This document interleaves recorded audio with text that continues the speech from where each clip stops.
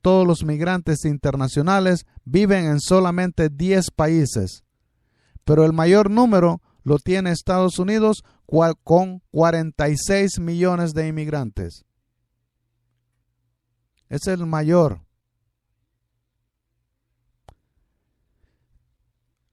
Para el 2013, Estados Unidos alberga a 13 millones de personas nacidas en México, pero los grupos de mayor crecimiento provenían de China, 2.2 millones, e India, 2.1 millones. El segundo lugar es Rusia. Por su parte, es el resultado de los fuertes lazos de Moscú con los antiguos estados de la Unión Soviética, en particular Ucrania y Kazajistán. En Europa, Alemania y Francia albergan algunas de las mayores poblaciones de inmigrantes de Turquía y Argelia, mientras que numerosos trabajadores migrantes de Asia todavía viven y trabajan en Arabia Saudita y otras naciones del Golfo Pérsico. En los Emiratos Árabes Unidos, los migrantes internacionales representan un impresionante 84% de la población.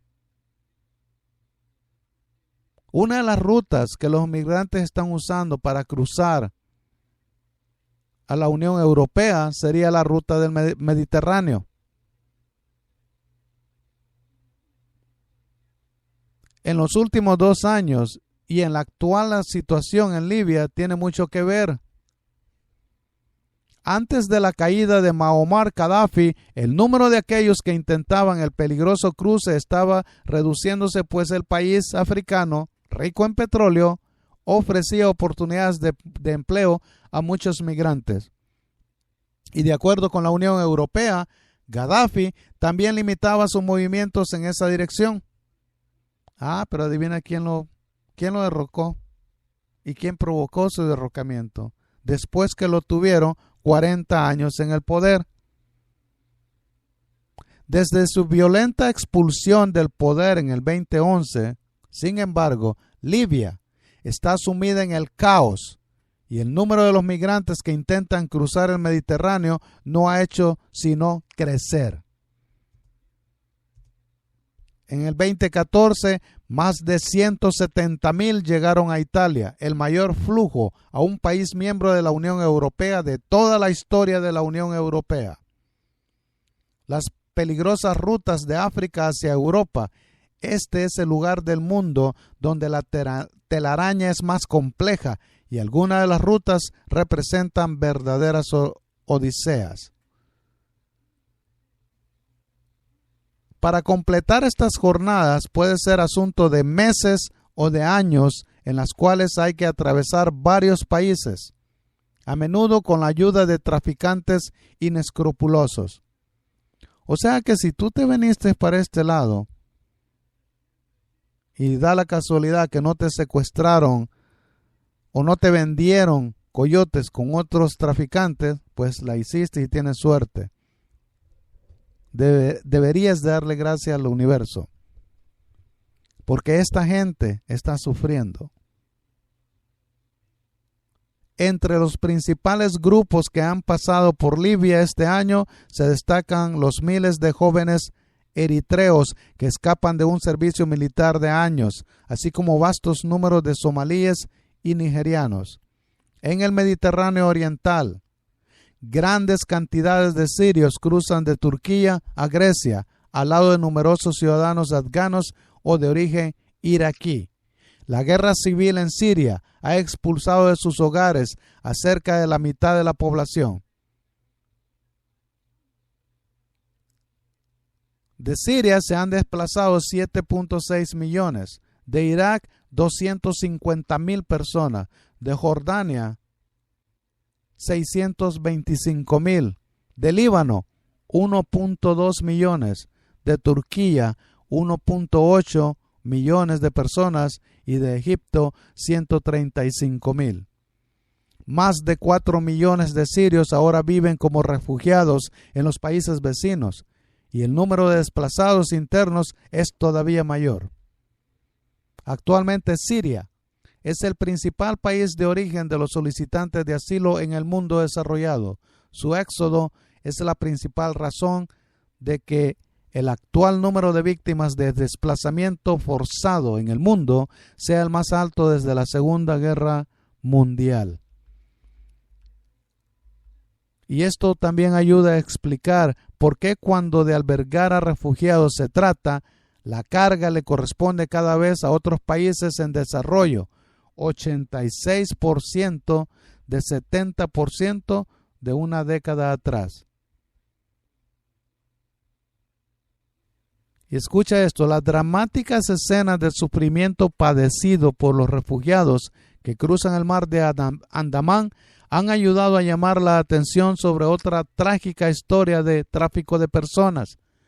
88,000 personas han cruzado la bahía de Bengala desde enero 2014. 25,000 la cruzaron en enero.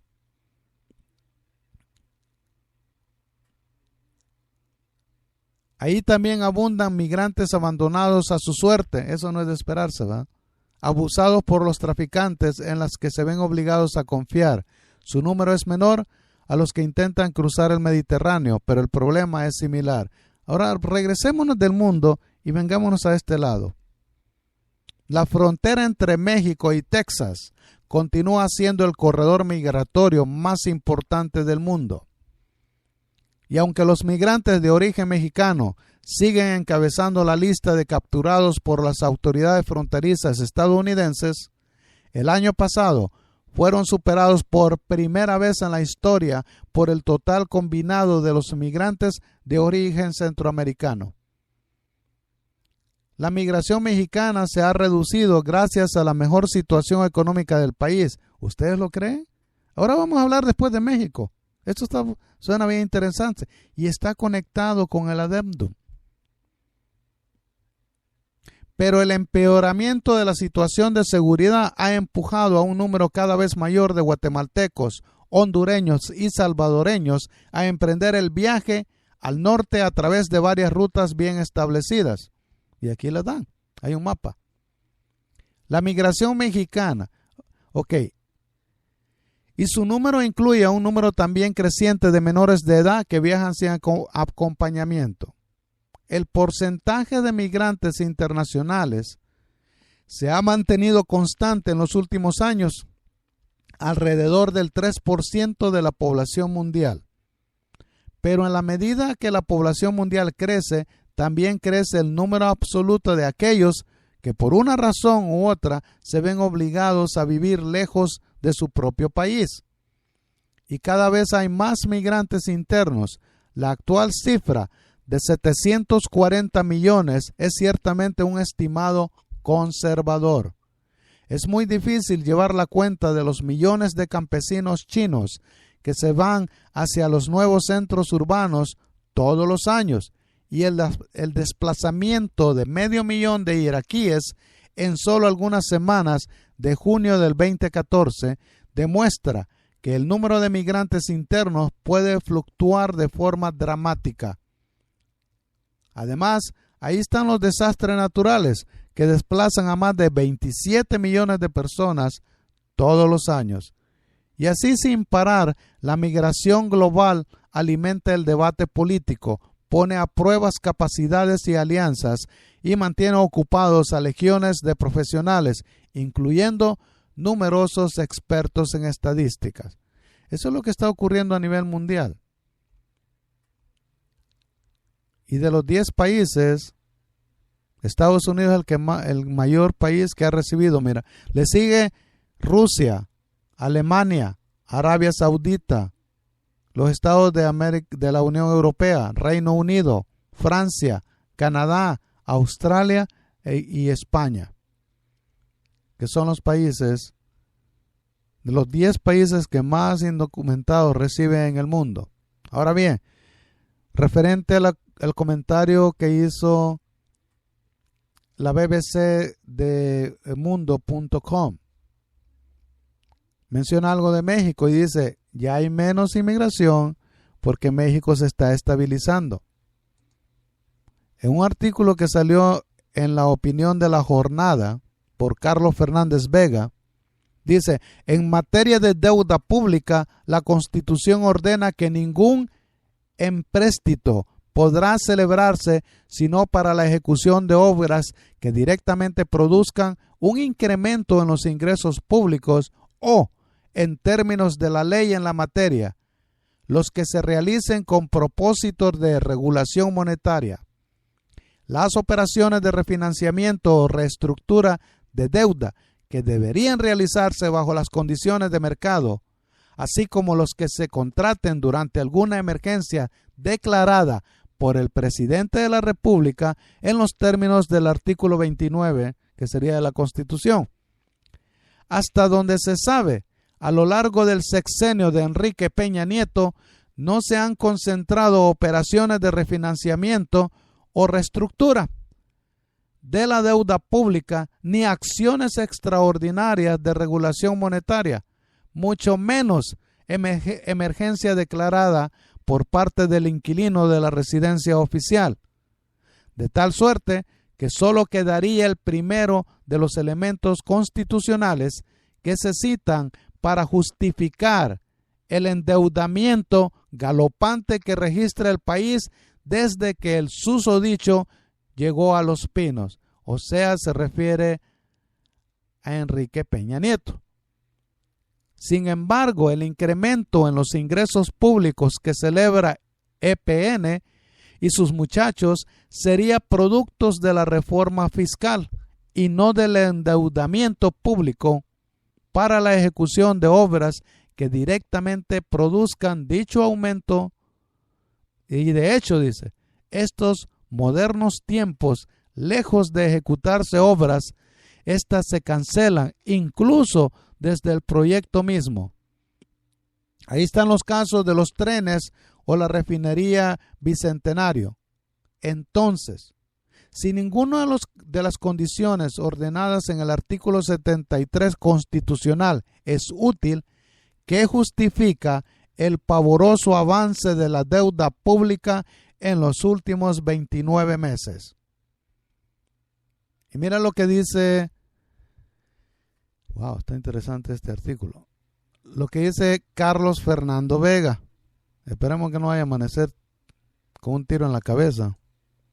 Desde que Peña Nieto se instaló en la residencia oficial, el saldo de la deuda del sector público federal se ha incrementado, escuchen bien, a razón de casi 1.500.000 pesos por minuto, hasta sumar 1.880.000 millones de pesos en los últimos 29 meses.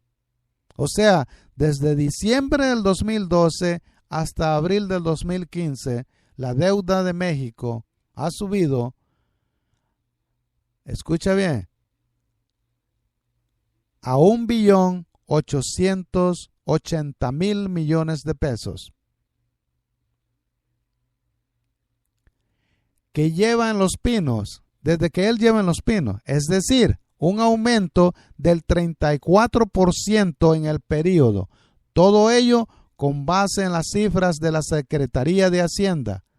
Así, en ese periodo, el saldo de la deuda neta del sector público federal pasó de 5.352.000 millones de pesos a 7.163.000 millones, monto equivalente a cerca del 43% del Producto Interno Bruto, o sea, el PIB. Lo anterior equivale a un incremento anual del 14% en el saldo de la deuda del sector público federal. Resultados que contrasta con el crecimiento económico en el mismo periodo, que a duras penas promedia 1.8% anual. El endeudamiento pues aumenta a un paso casi 8 veces mayor que el de la economía, y los dineros provenientes del endeudamiento se han utilizado para todo menos para lo que ordena la Constitución de los Estados Unidos mexicanos. Allá, dice, por los últimos años de José López Portillo en Los Pinos, quien endeudó al país